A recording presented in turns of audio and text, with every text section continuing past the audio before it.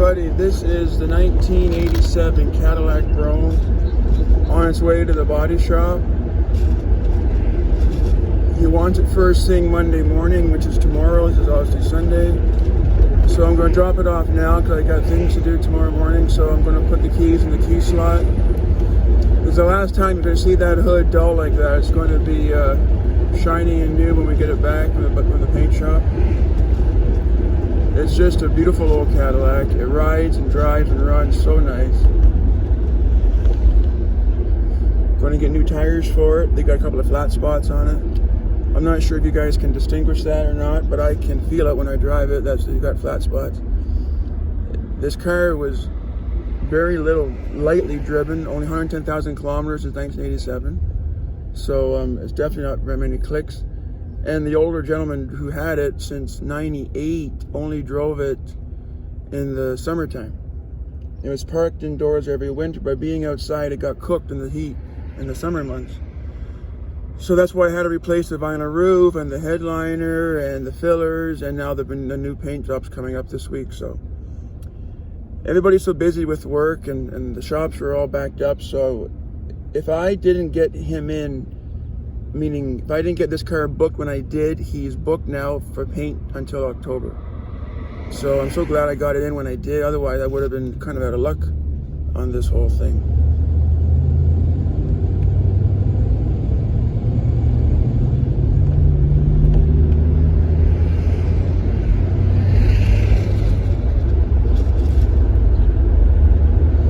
When I first saw the car, I questioned the 110 clicks by how baked it was.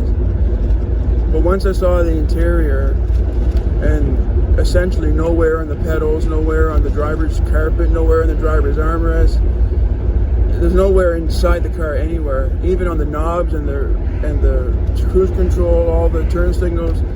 It's just indicative of a low mileage car. And then I did the background check and all the paperwork, and they all show like it's 110, 108, 97,000 clicks, all those things. So it's been lightly driven, and now it's going to be repaired to look as beautiful as it is mechanically. So it'll look as good as it runs. So I'll just keep driving this car a little bit longer before I turn the phone off. But I want to show you guys how well she drives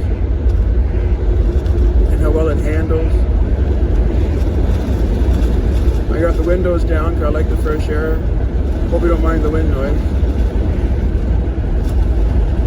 So if you guys like what I do, please tell your friends and like and subscribe to this YouTube channel, because the more subscribers, the more watch hours, the better for me.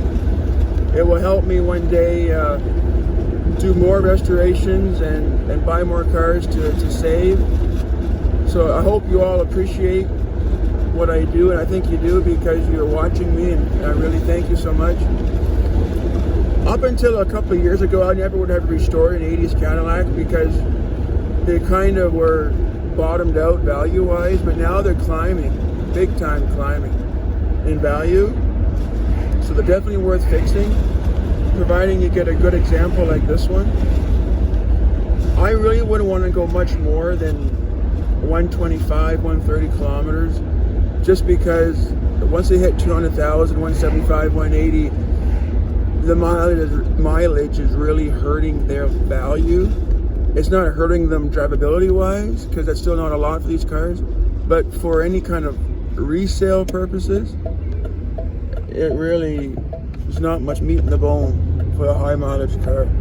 I've seen guys trying to sell these cars in Toronto, 295,000 kilometers, 12.5, 350,000 kilometers, 18.9. One guy's got a triple black 1990 with, I think, almost 300,000 kilometers. He's asking 18 grand for it. I'm sorry, but the mileage kills it. Triple black's a beautiful car.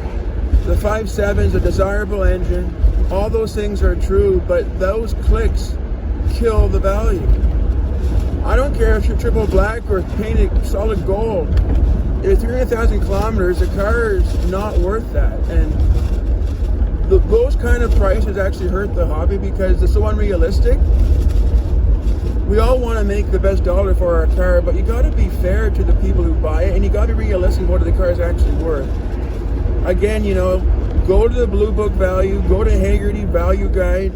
There's no reason to overprice your car because that car in that condition, I would think in Ontario, 300,000 kilometer 1990 Brougham, because it looks to be in good condition, maybe 4,500 if you really, really want it. But 18 grand is completely in the atmosphere. Like, he's a space cadet for thinking it's worth that much. But I said 45 if you really are corking for it. But it's really a $2,000 car, $2,500, something like that. But either way, this car would not be priced crazy. It's going to be priced according to whatever the auction says. So the market will dictate. So what would you pay for an 87 Brougham with 110,000 kilometers, new tires, new roof, new headliner, new paint, new fillers, turnkey essentially? I don't know. Let's see. You subscribe to the auction site, Hemmings.com, and see what she sells for. I'll let you guys all know when it's on the site. Thank you all for watching. I truly appreciate it. I'm going to take this car to the body shop, and I'll see you down the road.